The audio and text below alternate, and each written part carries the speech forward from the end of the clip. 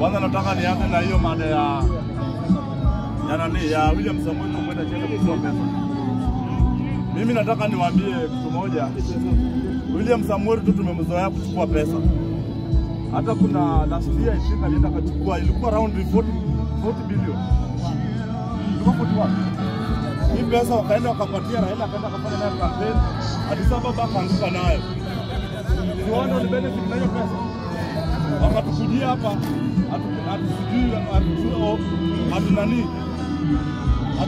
former president amefanya Raila akaanguka. Hadi former president alikuwa amesimamisha, alikuwa ni rais, tena alikuwa IBC huko. Mimi nataka niwaambie wa Kenya, sitaki niwadanganye. Kama mnangojea William Samoei Ruto awafanyie kazi, maybe William Samoei Ruto akufe awafanyie kazi kama kwa kaburi. Lakini kama Ruto bado anatembea, mtangojea hadi Yesu arudi. Si mnaona ule pop mwenye alikuwa anamwambia sisi wanaume kwa wanaume tukulane, sasa amekufa. Hakuna kitu William Samoei amefanya. Hata William Samoei pia atakufa tu.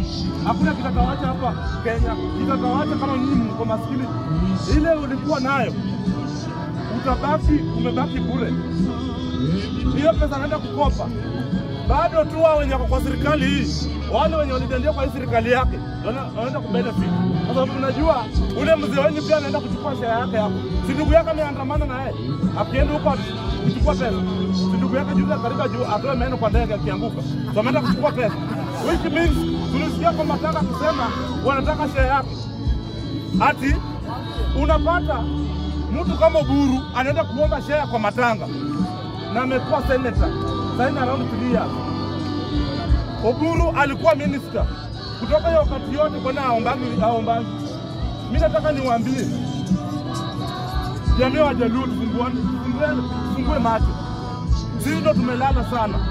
Unapata sisi tunatembea na vizungu kwa mifuko na tuna kazi. Mjaluo akianza kuongea kizungu, akisimamisha msichana hapa aanze kuongea kizungu na kufikia Mjaluo ako na gorofa. Kumbe anaenda kukaa kwa nyumba ya mabati. Kizungu mingi ndio kuna kitu. Kwa sababu ya watu wenye tunachagua. Mimi nataka niwaambie, Wajaluo tufungue macho. Wa viongozi hawatusaidii. Sisi tumelia kwa siku mingi watupatie hata kazi. Hakuna mtu wa bunge hapo ashaipatia hata kazi hata mungati.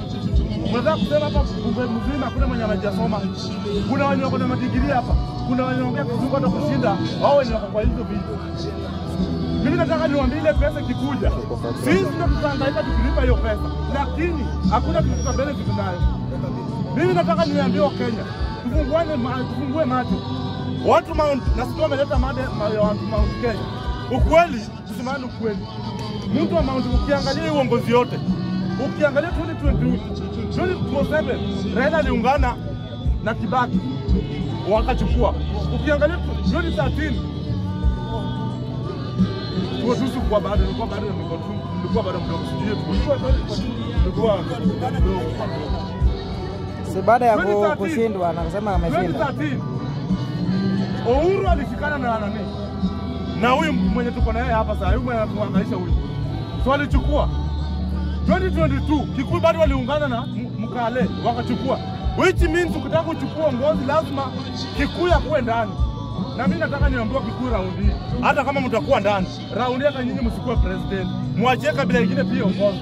Raundi hii muachie hata jamii ya Mluya iongoze ama Mjaluo. Lakini Mjaluo bado. Jaluo sisi ni Masangwenya. Sisi ni Masangwenya tuwezi kuwa president. Bado hatuna Wajaluo kujipanga. Bado tutalia tunanyang'anywa. Kwa sababu kitu ya kwanza jamii ya Jaluo sisi ni malengumu. Waheshimiwa wote ni malengumu. Ukipigia mheshimiwa Mjaluo anakuambia I'm still driving, I'm still in the meeting. Hiyo ndio vita nakuambia. Ndio kwa sababu unapata sisi huwezi kupata uongozi. Kitu tuko nayo, viongozi wetu ni sitini. Utapata kiongozi mwingine anakusaidia, lakini jamii ya Mjaluo anakusaidia kwa sababu anajua utaenda kutupa mawe. Anajua akikupatia kazi utatupa mawe. Anajua anataka kutumia 2022, 2027 ndio mtumpie mawe, apate tena serikali nyingine. Watu nipate kile kama moja niongelee tu.